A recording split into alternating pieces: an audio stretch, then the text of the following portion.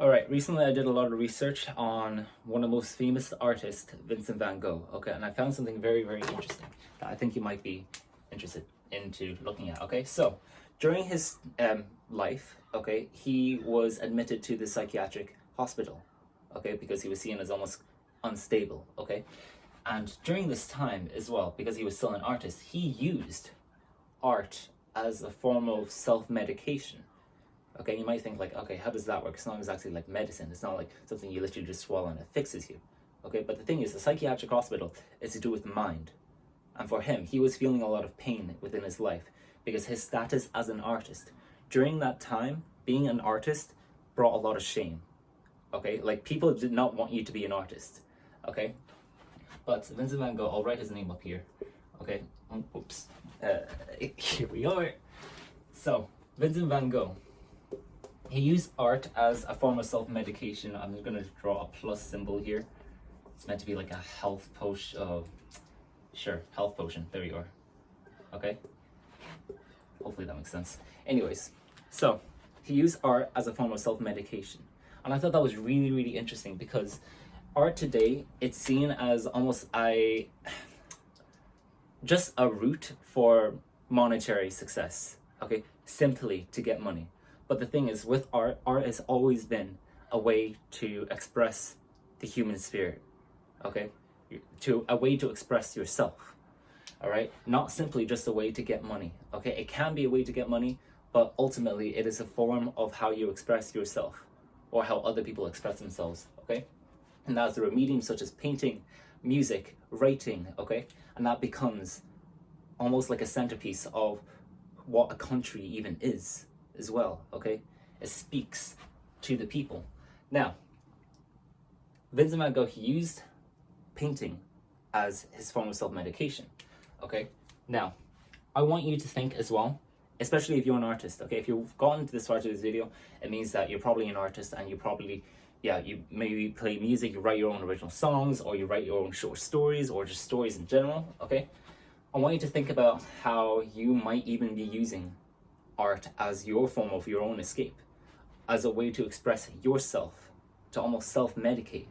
Because for me, I know for a certainty, when I'm creating songs, okay, it's almost like I'm actually putting down my thoughts from a diary, okay? Like I'm actually reflecting on experiences that I felt, and I feel far better when I've expressed it just like that. I am actually creating songs, okay? In yes, this leads me on to my community actually. So if you're interested in joining a community of just ambitious artists such as yourself, okay, then you can possibly join. You can just check the description of this video, okay? But to use art as a form of self-medication, it is astonishing. Okay, it really is. It's not, it's comparable to writing in a diary, okay? And you might think, okay, writing in a diary is just kind of girly and all that, right? But the thing is, that doesn't really matter. It really doesn't, okay? Because if you love creating art, okay, if you really, really love it, you'll find a way to express yourself all the time. If you don't express yourself and you almost don't self-medicate, then it doesn't really make sense, because I think for every single person, they are somewhat damaged, okay? Every single person. They've gone through some sort of trauma. No one's ever perfect, okay? And when they use art to self-medicate themselves, they get better and they understand themselves better. And what happens as well is that because with art, other people can see it, okay?